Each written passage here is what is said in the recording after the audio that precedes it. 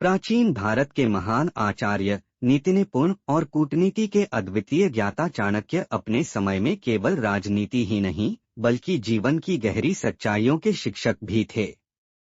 उनकी हर बात में ऐसा अनुभव छिपा था जो आने वाली पीढ़ियों को सही दिशा देता है। एक दिन की बात है।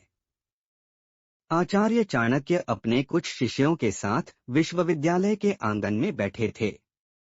शिष्य उनसे युद्ध, राजनीति और जीवन से जुड़े प्रश्न पूछते और चाणक्य बड़ी ही सरलता से उत्तर देते। तभी एक शिष्य ने उत्सुक होकर प्रश्न किया, गुरुदेव, यदि हमारा शत्रु कमजोर हो, उसके पास न सेना हो, न धन हो, न साधन हो, तो क्या हमें उससे डरने की आवश्यकता है? शिष्य के प्रश्न पर बाकी विद्यार्थी भी ध्यान से सुनने लगे। सबके मन में यही भ्रम था कि कमजोर शत्रु कोई बड़ा खतरा नहीं बन सकता। लेकिन चाणक्य मुस्कुराए और बोले, वत्स, यही सबसे बड़ी भूल होती है।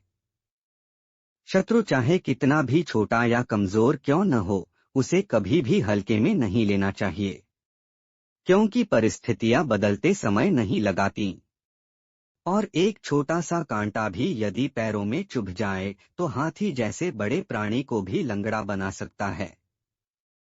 शिष्य ने कुछ असमंजस में कहा, गुरुदेव, क्या आप हमें इसका उदाहरण दे सकते हैं?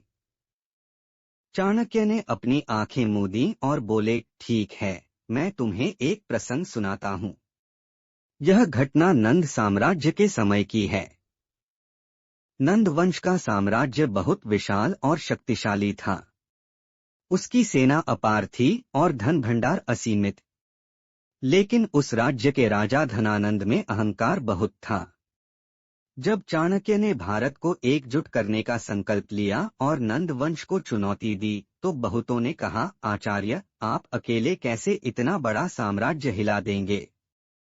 आपकी शक्ति नंद की सेना के सामने कुछ नहीं है। चाणक्य ने शांत भाव से उत्तर दिया, सेना की शक्ति ही सब कुछ नहीं होती। कभी कभी एक कमजोर दिखने वाला व्यक्ति भी उचित अवसर पर सिंह को हरा सकता है। उन्होंने मगध को हराने की योजना बनाई और चंद्रगुप्त जैसे युवा को तैयार किया। लेकिन इस बीच चाणक्य को कई छोटे छोटे विरोधियों से भी सामना करना पड़ा। उनमें से एक था राजा पार्वतक। राजा पार्वतक कोई बड़ा शासक नहीं था। उसकी सेना बहुत कम थी, राज्य भी छोटा था, लेकिन उसमें महत्वाकांक्षा अपार थी। जब चाणक्य और चंद्रगुप्त अपनी सेना को संगठित कर रहे थे,